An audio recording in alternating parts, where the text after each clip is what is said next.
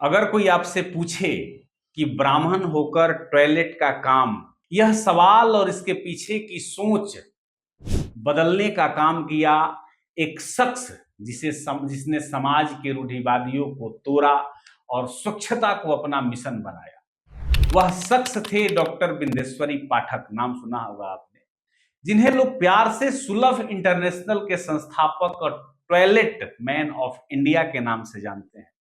उनकी कहानी सिर्फ शौचालय बनाने की नहीं है, बल्कि समाज की सोच बदलने और गरिमा की लड़ाई लड़ने की है। बचपन और वह घटना जिसने उनकी सोच बदल दी। बिंदेश्वरी पाठक का जन्म 2 अप्रैल 1943 को बिहार के रामपुर बाघेल गांव में एक ब्राह्मण परिवार में हुआ था। उस समय छुआछूत और जातिगत भेदभाव समाज में गहराई तक समाया हुआ था। एक दिन महज 7 या 8 साल की उम्र में उनसे एक छोटी सी गलती हो गई। उन्होंने गलती से एक डोम समुदाय के किसी व्यक्ति को छू लिया, जिसे समाज में सबसे निचला दर्जा प्राप्त था।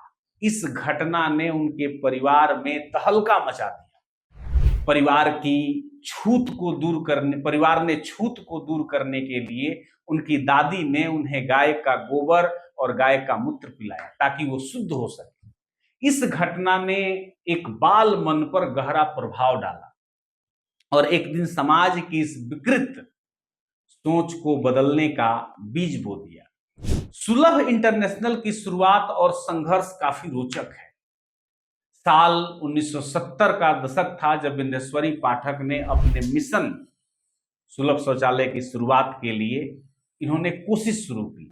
इनके पास उस समय सिर्फ 75 रुपए थे जो लोगों से जुटाए गए थे, जो उनके दोस्तों ने मिलकर जुटाए थे।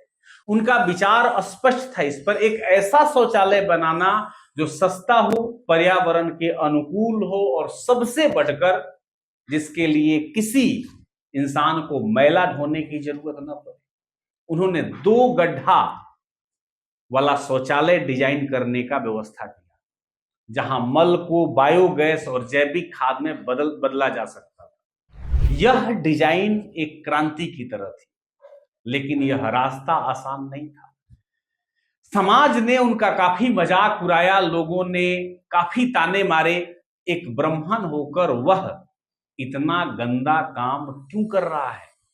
यहां तक कि उनके ससुर ने भी उनसे नाराज हो गए और उन्होंने कहा कि मैं तेरा मुंह नहीं देखना चाहता हूं, तूने परिवार की इज्जत मिट्टी में मिला दी। लेकिन पाठक जी ने हिम्मत नहीं हारी और अपने मिशन में जुटे रहे।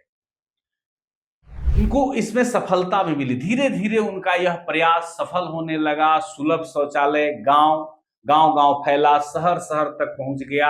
दिल्ली, मुंबई, कोलकाता जैसे शहरों में भी सुलभ शौचालय बनने लगे। आज सुलभ इंटरनेशनल देश भर में 1.3 मिलियन से अधिक शौचालय बनवाया है और लाखों लोगों को मैला ढोने की अपमानजनक प्रथा से मुक्ति दिलाई। उनके काम ने न सिर्फ स्वच्छता को बढ़ावा दिया, बल्कि समाज में एक बदलाव लाया। बाद में उनके ससुर भी उनके काम को देखकर गर्व महसूस करने लगे।